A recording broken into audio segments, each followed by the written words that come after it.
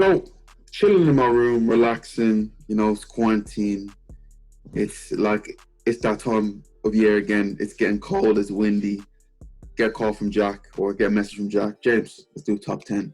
And throughout throughout the last time we did it, a lot has changed in football. So we predicted the top 20. So we predicted the table for the whole of the Premier League.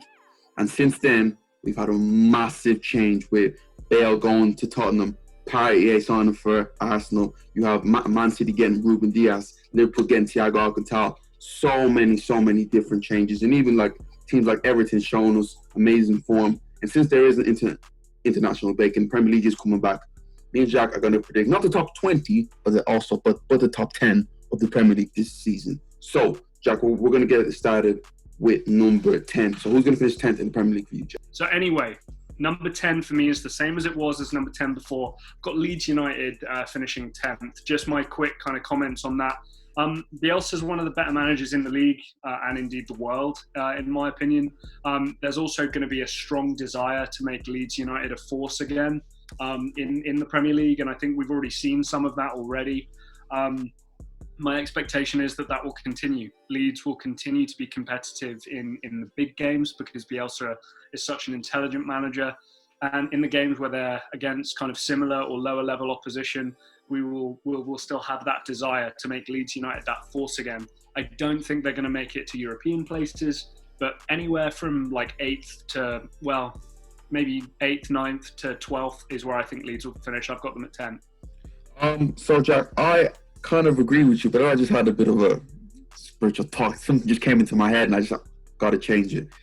I have Wolves at number 10. I feel like in the past few seasons that they've been on such a high, doing so well. Europe, the expectations so high for them. It's going to be times when it's just going to drop, and especially with the massive loss to West Ham. I know they won the last game, but I just feel like teams are kind of figured them out. And like they're going to get to games right now where teams are going to sit back and ask them to break them down. And Wolves can't do that. That's the biggest deficiency. They're always set up to be a defensive side, and when they're asked to do that type of style and actually break down teams, it doesn't quite happen. I see them not dropping down, but I see them just being a mid-table team, 10th place for me. So Jack, we're going to move on, and I'm going to go into my number 9. My number 9 is going to be, as you mentioned there, my number 9 is actually going to be Leeds. Now, since they came in there, the first 4 games, they've been absolute breath of fresh air. They've played the best 2 teams in the Premier League, in Man City and Liverpool, and it's gave them 2 tough battles. Liverpool, they came up short there. Crazy penalty was given away. And against Man City, they could have won the game. You know, they have been absolutely brilliant since they've came in. Patrick Bamford, who shocked me because I thought he was a good player, but he wasn't a Premier League goal scorer. It seems he came in and really caught form. I think Rodrigo will finally kick on and like find his feet. I have Leeds at number 9. Yeah, I can't, hate you on that. Like I said, I think anywhere from 8th to 12th. I know it's a pretty big bracket, but I do think that's where Leeds are as a team. My team in at 9th, Leicester City. I just think that, I watched the game against, I believe it was West Ham. They didn't register a single shot on target. I think just some of the stalwarts of that team are a little older now. I'm thinking of somebody like Jamie Vardy. And I just wonder if the desire is still there as well. One of my key criticisms of Brendan Rodgers, I think he's a fantastic coach. I don't think he's a terrific manager. I think as a head of a coaching session to try and improve players and their skills, Brendan Rodgers is one of the best going, but some of his decisions leave a lot to be desired when actually managing a game of football, and his character as a boss. So I've got Leicester finishing in 9th. Moving on to my number 8, just like you had at 10, I've got Wolves. They're building for the future. They're going to take a step back this year.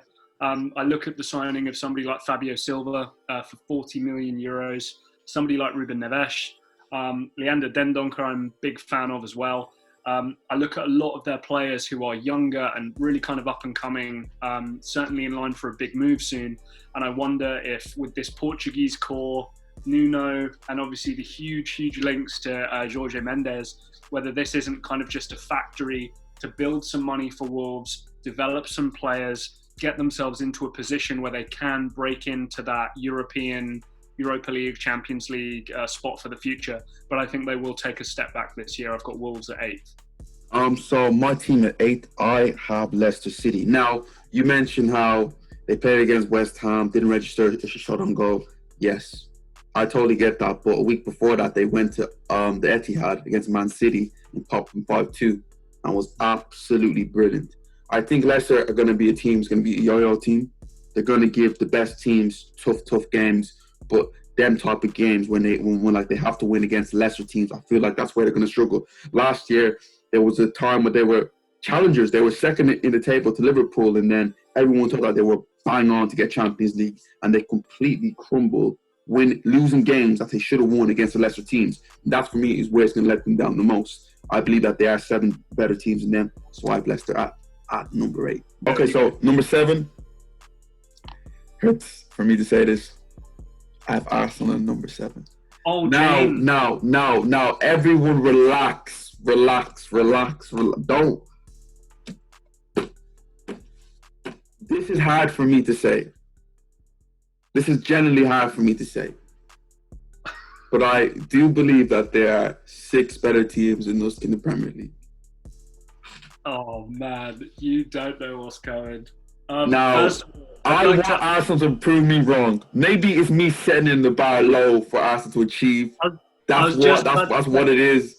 But I'm accusing you that right now. I'm accusing you're betting against your team because everyone listening, what James has just done is if Arsenal do badly, James can go, see, I told you I was right. And if Arsenal do well, he's an Arsenal fan. So obviously he's going to be over the moon with that. I'm accusing you of that right now. Listen, the one team I don't like to speak about, I don't like to bet about is Arsenal. I'm just gonna leave myself. I'm just gonna leave it there. I'm just gonna leave that there. Jack, go on. Okay, I mean, we'll get to. Sorry. I guess we'll get to a conversation on that a little later on, and that's fine. That's up to you. 7th for me is going to be Tottenham Hotspur. I think Mourinho and his implosion is going to happen at some point during this season. I don't know when. I'm already looking at Mourinho asking for Kane not to be involved in the England games because he had a muscle strain. We have no idea who this guy from Benfica. We have no idea how this guy from Benfica is going to do as Kane's replacement if Kane does get hurt. There's a lack of depth for me in certain areas of the pitch. The one worry I have about putting a Jose Mourinho team with Gareth Bale in 7th position is Gareth Bale could single-handedly make me look like an idiot if he plays to his best. I just feel like there's going to be, like I said, a Mourinho implosion, not enough depth there for me for the Tottenham team.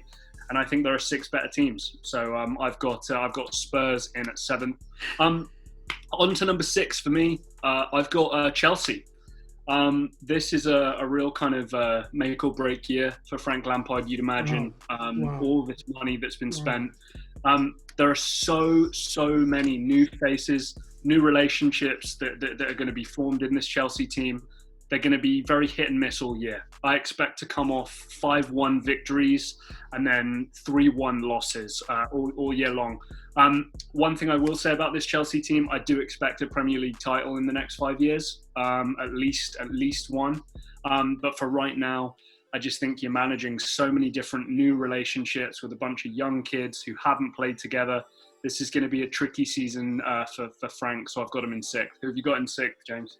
I got 6. I got Manchester United. Now, this team they could give you anything. They could give you what they gave you at the end of last season, where they were the best Premier League teams after the restart, or they can give you what they gave you against Tottenham, where they were just absolutely shocking and they lose 6-1. So much talent there, but the problem is that you got problems with they're not sure with the manager. Are players committed? I genuinely do believe this team gets their head down, they can be a top 4, top 3 team. But at this moment of time, I just believe there's going to be so much going on this year. I think Manchester United is going to be at 6th. But also, get this right. This is a top 10. The top 7, as it is so hard because the quality in the Premier League is so high. Arsenal finishing 7th It's not saying that we've been bad. Just the quality is just that high this year. Who've you got fifth? So I have fifth. I have Everton. Now, Ancelotti's came in. They've been the form team so far in the Premier League. 4 out of 4. Been absolutely dominant. James Rodriguez has came in and just been a breath of fresh air. It's shown everyone the quality that like he had in the 2014 World Cup. Calvert-Lewin. What can I say? Just just scored not on his England debut, or I think so. Yeah, I think so. Yeah, he scored full seater debut. Calvert-Lewin. Richarlison's playing out of his mind. They somehow got Allen, who's been covered for many years now. The core is absolutely killing it, and Ancelotti is just a top manager. Now, them finishing fifth is not saying that they weren't going to get to the top 4, but it's just that 4 of the teams better than them. I feel like they're going to have a great season, but it's going to be a time, just like everything's always had, where they're just going to peel off, and it's not going to be enough to make the top 4.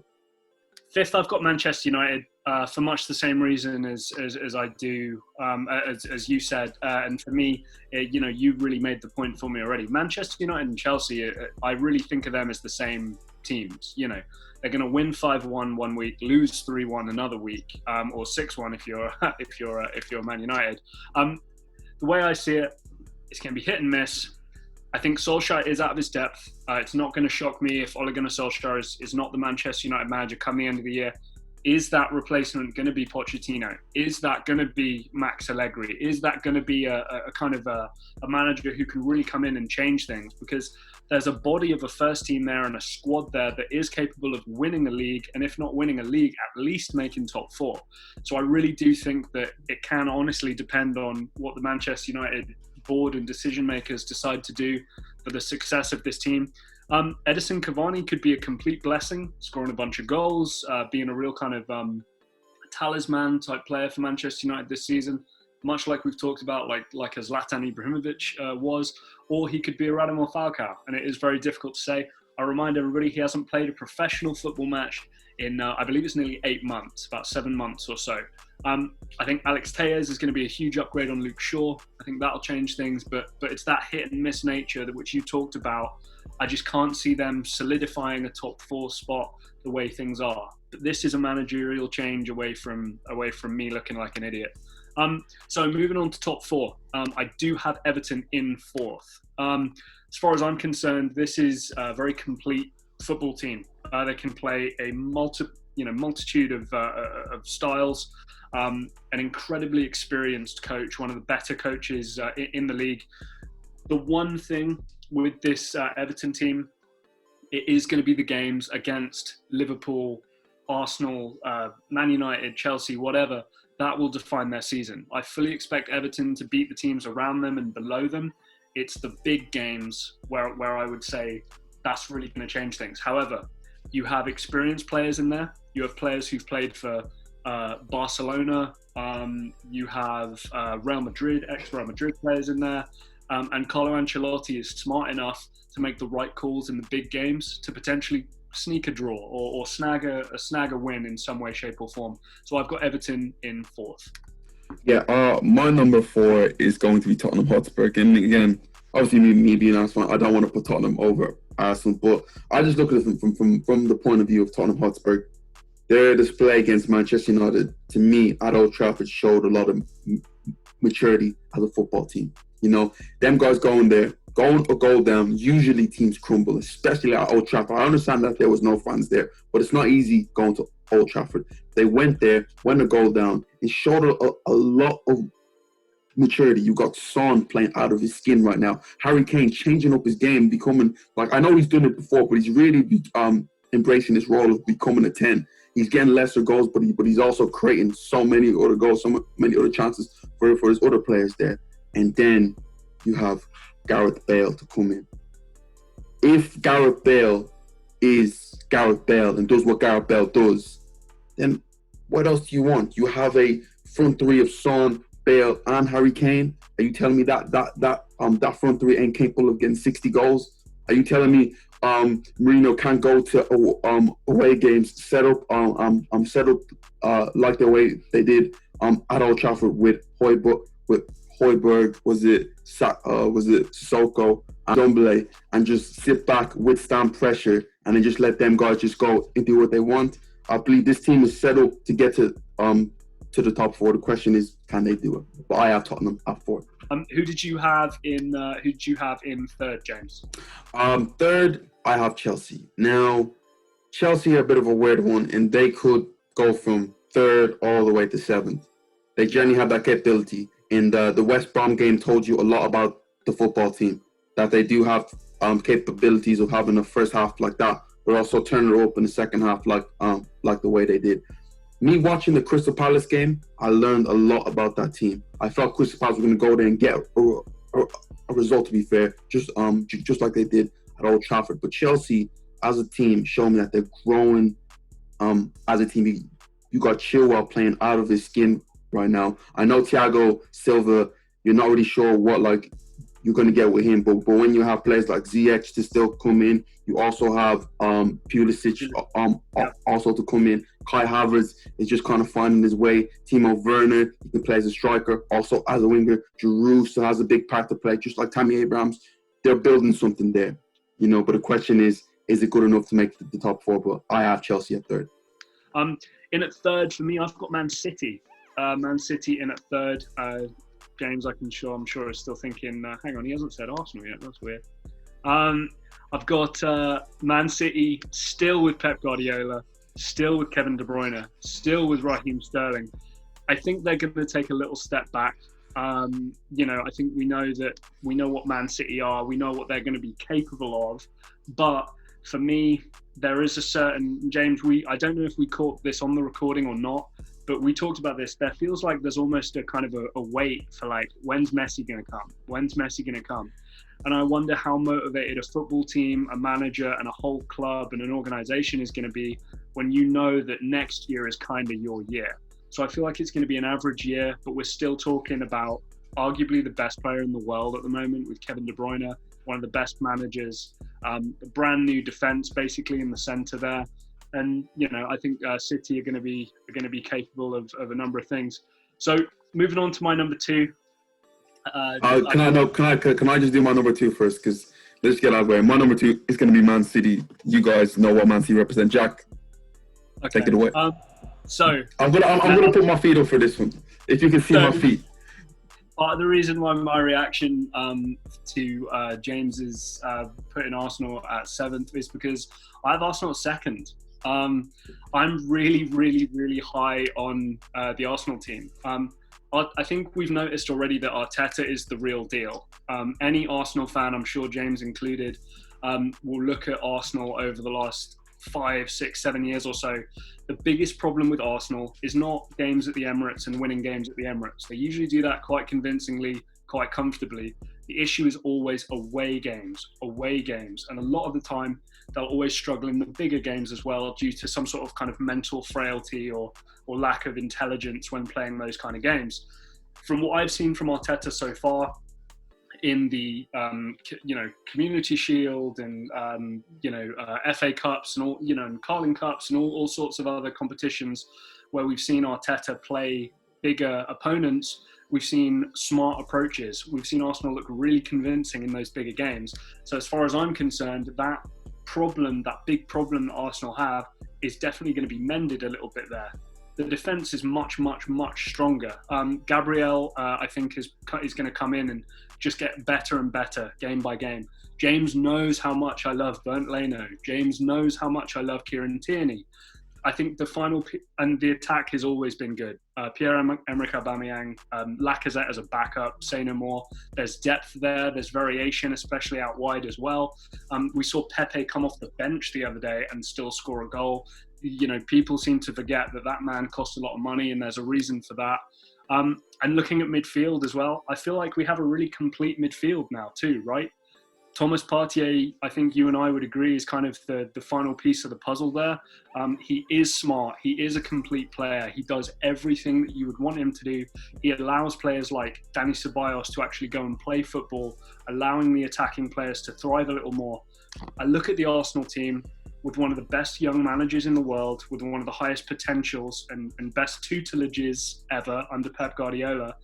And I'm now struggling to think about where weaknesses for this Arsenal team will be. So as far as I'm concerned, with the completeness of the team, the manager in the position, weaknesses being improved greatly, and then finally you've got a manager who can now deal with the problems that you've had in the past.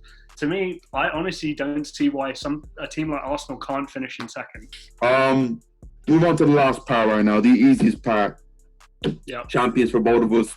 We both have Liverpool as champions, and what can we say? We know that they lost 7-2 the other day, but they're still a great side, still the best side in the league, going to dominate. Did have Mane, did have Henderson, did have Thiago out. Lots of players are going to come back there. Alisson, how can I forget? Adrian could be one of the worst backups I've ever seen. You know what?